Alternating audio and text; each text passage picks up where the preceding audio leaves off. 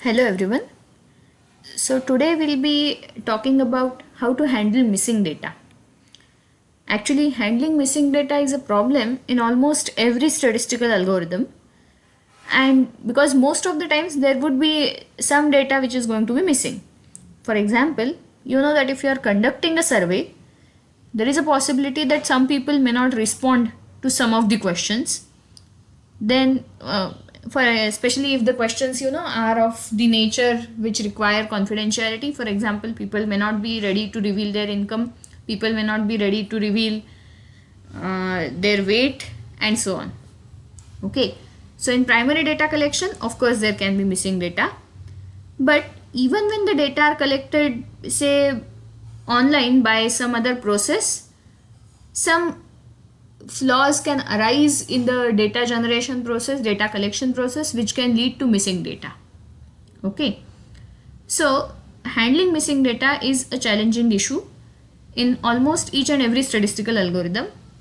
So today we will see some general methods for handling missing data, which I'm sure most of you already know, and then we would see a couple of methods which are specific to classification and regression trees. Okay, now there are actually, when we say data are missing, what all do we know about that? As I said, sometimes the missing data may reveal something about itself. For example, if weight of a person is missing in a questionnaire and everything else is filled, it's quite likely that the person belongs to a very high weight category or a very low weight category. Means either the person is obese or the person is really underweight, and in either of the two cases the person is not ready to reveal the weight. Okay, so here we know that the data are not actually missing completely randomly. There is some pattern in the missingness. The extreme values are more likely to be missing. Okay, so there are different types of missing data. There are actually three major types of missing data. These are the acronyms for them: MAR, MCAR, MNAR. So what is it? MAR means missing at random. Okay, missing at random. Then MCAR means missing completely at random, and MNAR means missing not at random.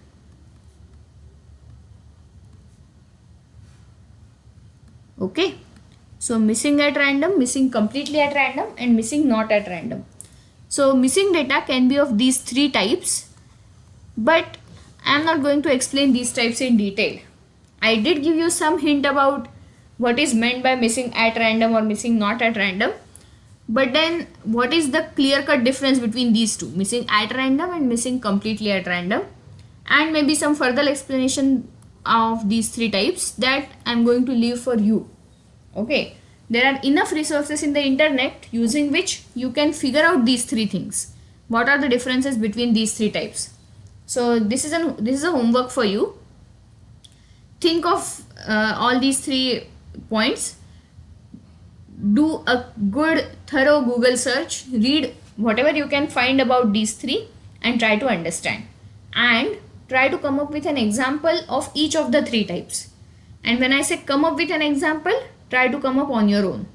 Okay, of course there would be hundreds of examples available on the internet, no doubt about that, but if possible, try to come up with your own example for each of these types. Okay, this is a homework. Should I give some deadline for submission?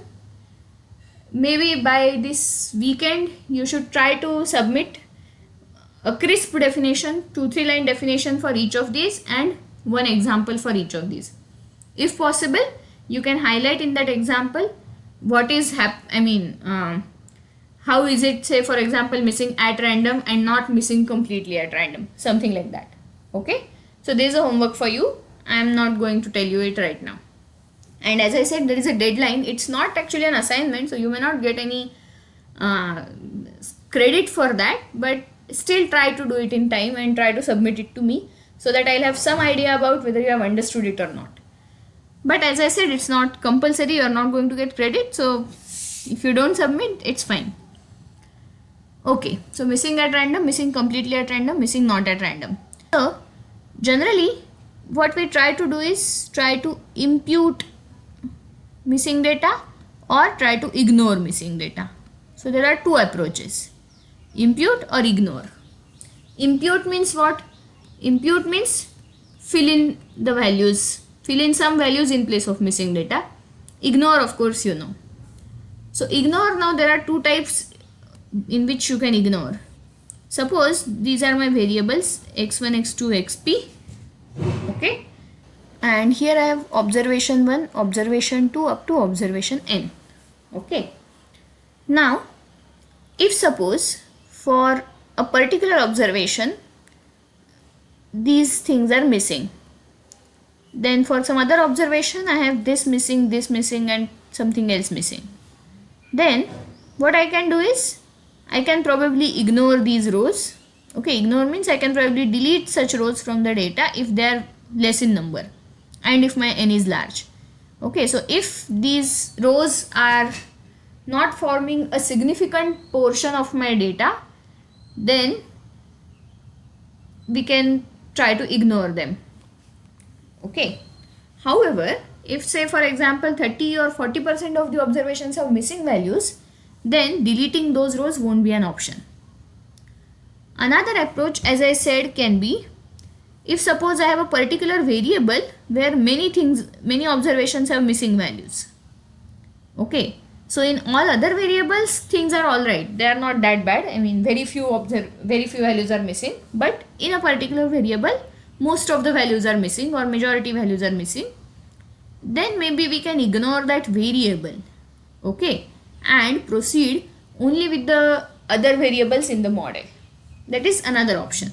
Okay, so instead of deleting observations, we can delete that particular variable. So this is what ignoring can achieve. But as I said, if many values are missing or if you don't want to lose the data that you already have, for example, when I say I'm deleting say O2, I know things about x1 on O2, and if I delete, I'm losing out that information also. So if I don't want to do that, then imputing is another option. As I said, imputing means filling in place of missing values. Okay, so what do we fill in? What are the options that come to your mind?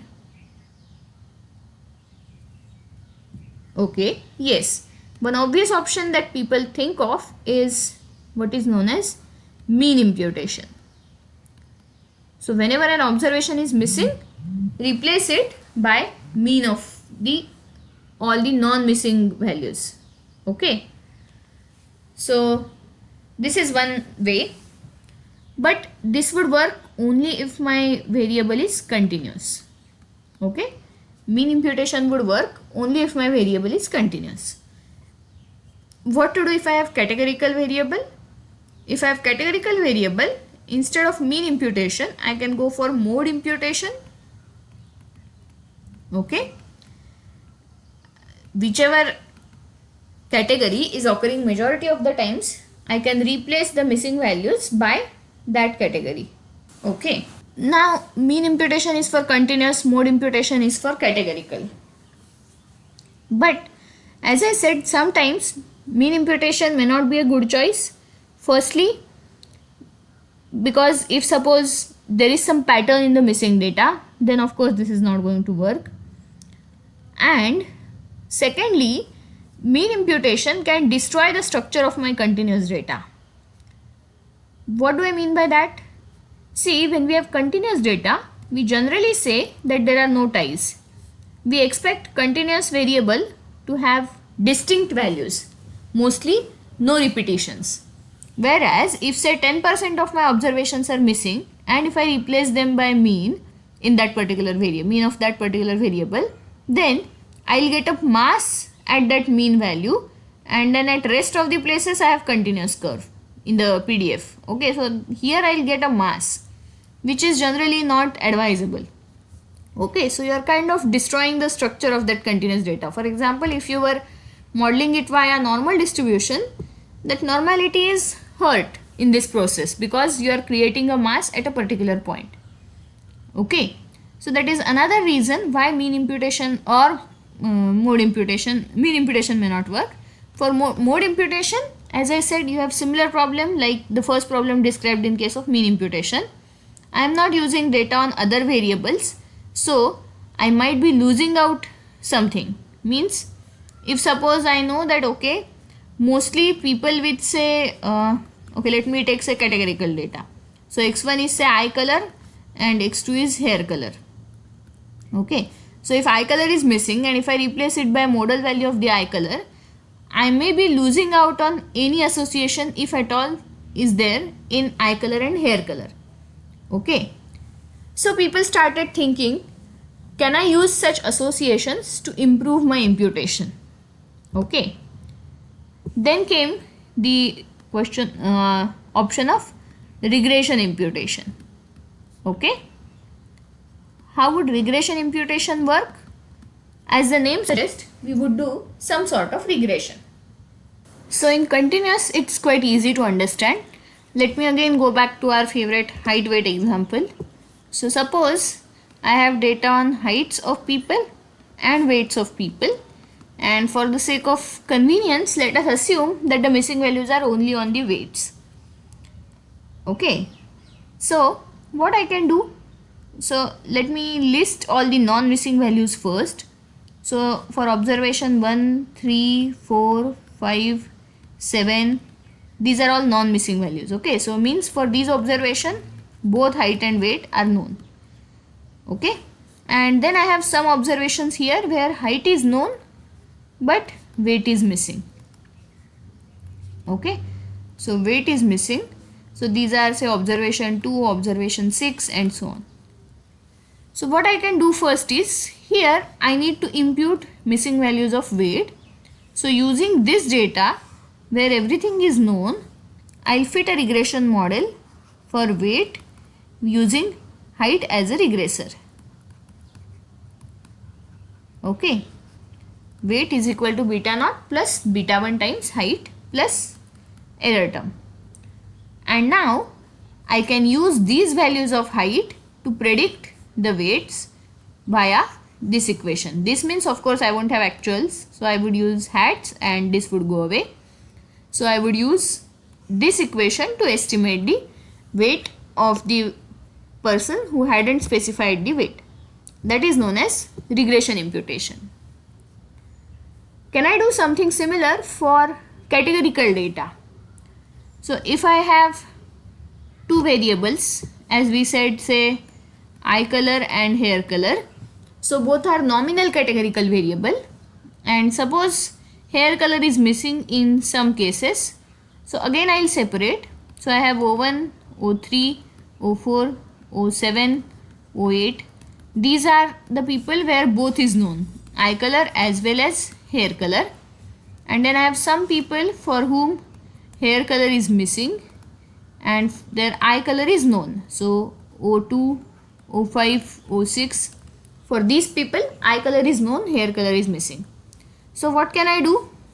So eye color, suppose I have black, brown, blue, something like this. Now for O2, eye color is black. So what I can do is, instead of taking overall mode of hair color, I would identify which people from my this complete data have eye color black. Suppose this person has black eye color, this person has black eye color and this person has black eye color. Suppose only 3 people have black eye color. Then I would take mode of hair color corresponding to these 3 people only. Okay. Let me repeat. I would take mode of hair color corresponding to only those people who have black eye color, and that mode I can write here. Okay, so it's kind of a conditional mode, conditioned on the eye color. Getting my point? Same story I can repeat with brown. So I would identify those people who have brown eye color and I would take mode of only the hair colors of those people. That would become my imputation value for this guy, and so on. Is it okay? So this is kind of like regression imputation equivalent for categorical data. Okay. here in both these cases we took a very simple case. So we assumed that my variables were, I had only two variables in picture. Okay, that's what we assumed. So things were easy to manage. But in reality, we are going to have many variables. So if I have, say, x1, x2, xp, then, and of course, many of them might have missing data. Here we assume that life is easy, only one variable has missing observations. But if I have multiple variables and many of them have missing data, then I need to improve my methodology. So that's where people came up with what is known as MICE. What is MICE? MICE is multiple imputation via chained equations.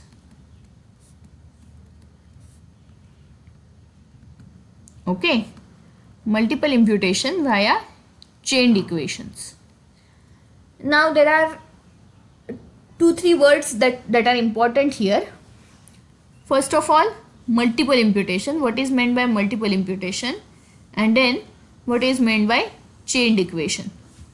So let me go to the chained equation part first. We will come back to multiple imputation. Okay. What is meant by chained equations? So if I have missing values in multiple variables, I can use each of them to estimate something about other. So for example, when I have missing values in x1, I see what is happening on other variables. So I use, okay, let me take a concrete example. So suppose this is O1, this is O10 and this is say O17. Okay, and I have data till say O50. In reality, I would need much more data to get good results, but okay. So suppose O1, O10 and O17 have missing values on x1. Then I would use remaining things as complete data. So except these three, remaining 47 observations I would use as complete data. I would model x1 as a function of x2, x3, xp. Okay. So I'll get some relationship which can be used to predict values of x1 for O1, O10 and O17. Okay. Then there is still an issue. It may happen that out of these 47 observations, some observations had missing values on some other variables. Okay. So I can't just say that, okay, fine, let me do this process for each of the variable and then my job is done. If some other observations also have missing values, then things would be difficult. So what can I do? So one way to do that is, first start with a variable which has least amount of missing values and go on successively imputing and use those imputed values as while imputing in other variables. Okay. So some sort of those things are done via chained equations. So the equations are interlinked because the predictions from one model are used as regressors in other model and so on. Okay. We are not going to go into the detailed theory of this, but this is the general idea. Is it okay? So this is what is meant by chained equations. And what kind of functional relationship it would be? It can be anything. It can be linear regression, it can be non-linear regression, polynomial regression. And not just that, it can be a fancier algorithm like random forest or even logistic regression for categorical variable, etc. So whatever algorithms we are going to learn for classification and regression, all those algorithms can actually be used for estimating or for imputing missing values also. Okay. I know this might have become slightly confusing for some of you, so please give it a minute to process this. Here I am still talking about missing data. I am not talking about actual modeling. But even for imputing missing data, people use all sorts of algorithm which can be used for actual prediction or classification or regression exercise. Okay, because we have multivariate data, so all the variables can have some relationships between them, and those relationships can be used to impute missing values in a better way. Is it okay? Okay. So this is what chained equations meant. But what is meant by multiple imputation part? Now, this brings me to what you know about, confidence interval and prediction interval in regression. What is the difference between confidence interval and prediction interval? Try to recall. Which one is wider? Is confidence interval wider or a prediction interval wider? Yes, prediction interval is much more wider than the confidence interval. Why? So see, what happens is, let me draw a scatter plot. Suppose I have x here, y here. Suppose I am in a simple linear regression setup. So these are my data points. Okay. Then I have a straight line. So this is my suppose fitted line. Okay. These are my data points and my fitted line is here. Then we can draw confidence bounds for that. So the confidence bounds would look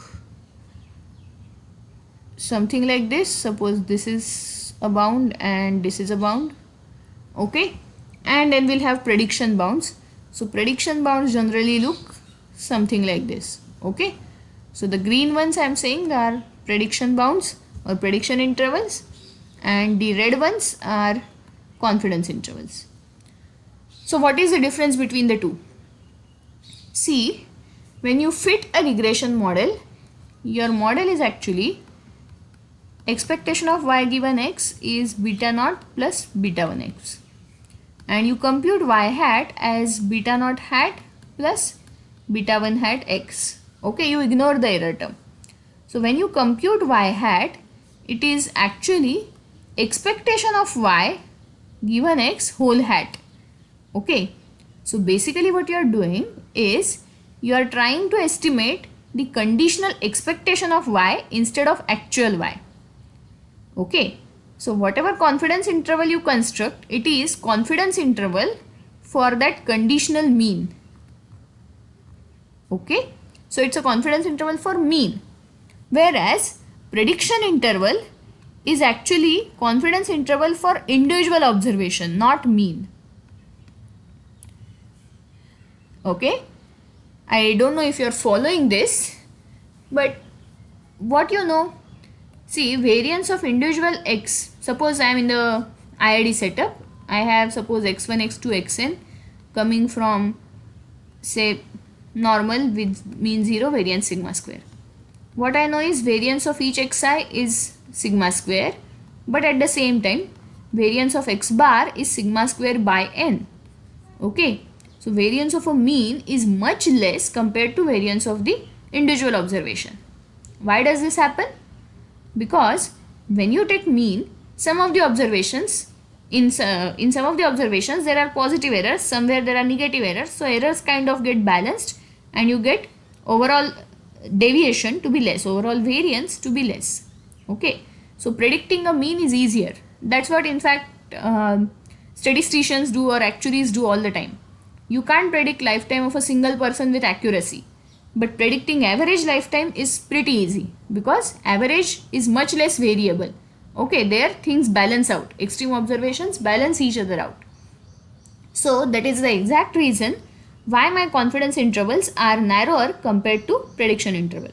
Confidence intervals are for mean, so mean can vary only this much, whereas prediction intervals are for individual observations, so they are much more wide, they are wider. Okay, so then how do I get the prediction intervals? Because I know that conditional distribution of y given x would be normal with mean beta naught hat plus beta 1 hat x and some variance. Okay, using that I can get prediction interval. So this is exactly what is used in the case of multiple imputation. What is used? So instead of predicting just the mean, I can actually predict the distribution of the missing value, and then from that distribution I can generate random observation. That would actually be a better imputation than replacing it by conditional mean, right? because conditional mean, replacing it by conditional mean is just like regression imputation, and it has its own problems because again if I replace multiple values with conditional mean, and it may again lead to repetition and hence distortion in the distribution. Whereas in reality we know that things come from a certain distribution. They need not always be equal to the mean. So that's what multiple imputation does. So for any given missing value, it would generate or it would provide you with k possible realizations or k possible observations generated from the distribution of that missing observation. Okay, generated from the distribution of the missing observation. Is it okay? Getting what I'm trying to say? So in the case of regression, instead of just giving y hat as the imputation, you would generate k random observations from the distribution of y hat. Okay, and those k observations would be provided as imputations. Hence the name multiple imputation. That is, for single observation you are providing k possible values, so the name is multiple imputation. Okay, and how do you use these multiple values then? Because finally you need only one value in the data. So what people do is, so I will get k sets of complete data. Okay, k sets of complete data, one each set obtained by using say first realization from the missing distribution. You fit a model on each of these k sets and then kind of take average prediction of all these models, something like that. Okay, fit a model on each of these k sets and then kind of take average model for all these k sets. That is another way. Okay, so this is how multiple imputation works. Now this was all about handling missing data in the general context.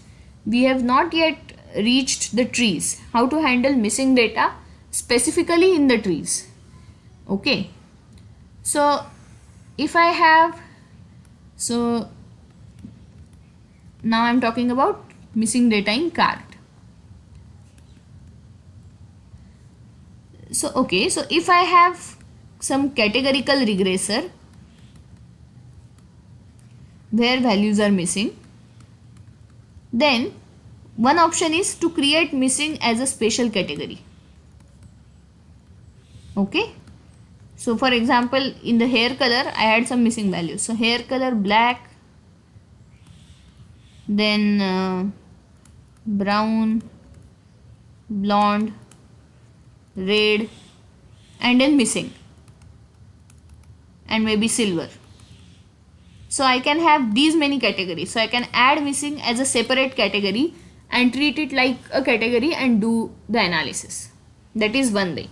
Okay, but of course it's not really a very recommended way, because I mean treating missing at par with other categories is generally not recommended. Okay, so what else can be done? So there is a concept called as surrogate splits. Okay, what do I mean by surrogate splits? Suppose you have some node where ideally your split is on the basis of say x1. So you have x1 less than or equal to s1,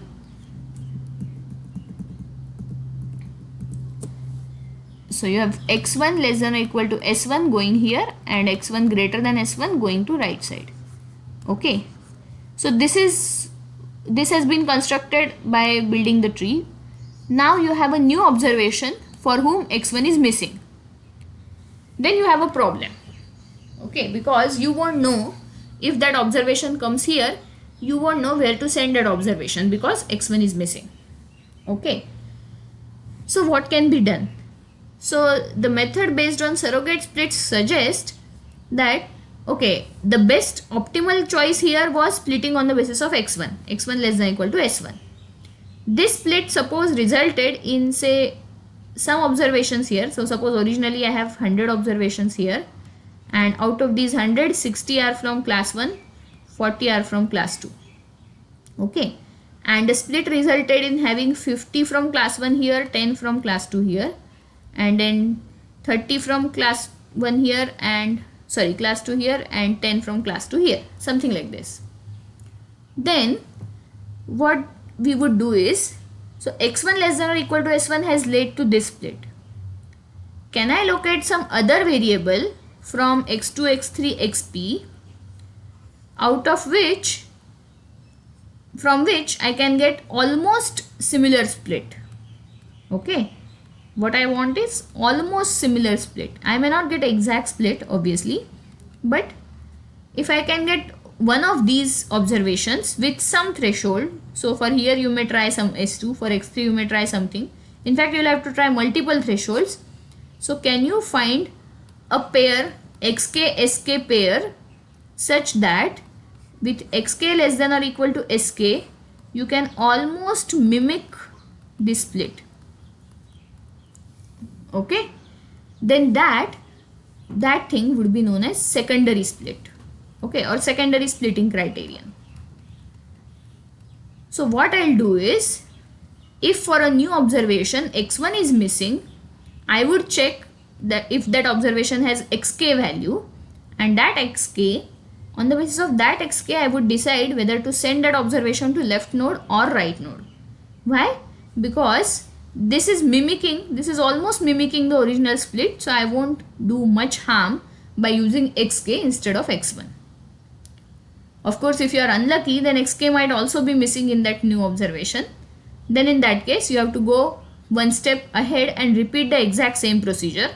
So if the secondary thing is also missing, you construct a tertiary splitting criterion which mimics the xk thing, the secondary thing.